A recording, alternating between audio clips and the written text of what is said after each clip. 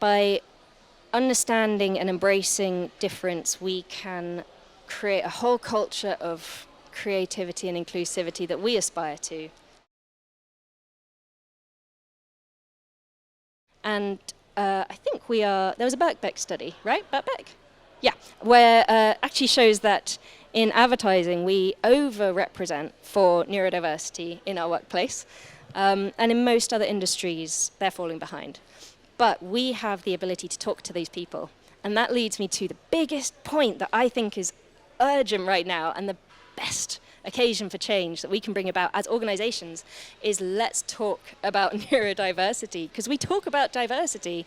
Bring neurodiversity into that conversation too, and talk about it so much so that people or organizations who aren't talking about it are obvious. You know, they are obvious by their silence. What are they doing about it? Challenge it. We are asked by so many clients about our diversity stats at house, etc. Why aren't we asking them?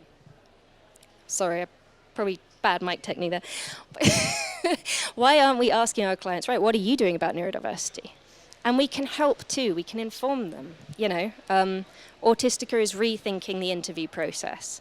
And this is something that we're working with, but there are many, many, many open seats at that table where we can rethink how to become more inclusive. If we're willing to bring neurodiverse people into our workplace, neurodiverse people may feel more empowered to disclose themselves, more empowered to talk about their own needs or their own abilities, and we just start to demystify something that, to be honest, isn't yet fully understood, even by us. Right, and what can we do as individuals? So I'm sure that there are people here who are neurodiverse, or suspect they might be neurodiverse. So directly, I just want to talk to you for a second. You are not defined by what you're not. You have value, you have worth, and you have the right to be different, even if the world isn't quite yet ready for you to be so. But one thing that you do need to do, even if you don't disclose it, is that you need to self-advocate, and you need to embrace your right to be different and to ask for the changes that you need to show your worth. Unfortunately, we live in a value-based society, and we have value, you do. But this goes out to people who might not be neurodiverse. If you want to be good allies, self-advocate for yourself too, and don't just make neurodiverse people the only people asking for adjustments in the workplace.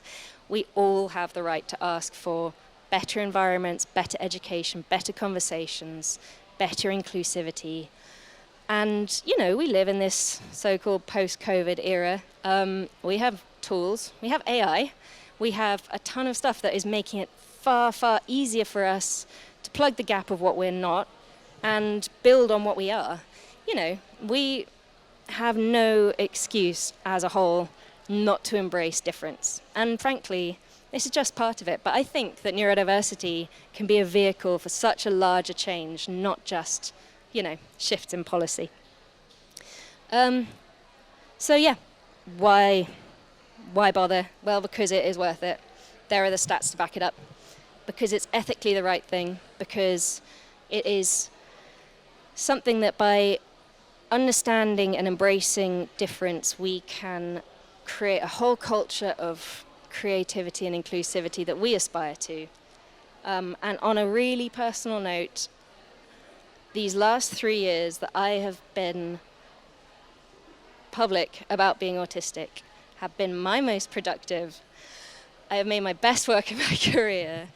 And actually, because of people like you who are filling seats just to listen to neurodiversity and understand what needs to be done, people like you have helped me have the happiest 3 years of my entire life. So thank you so much.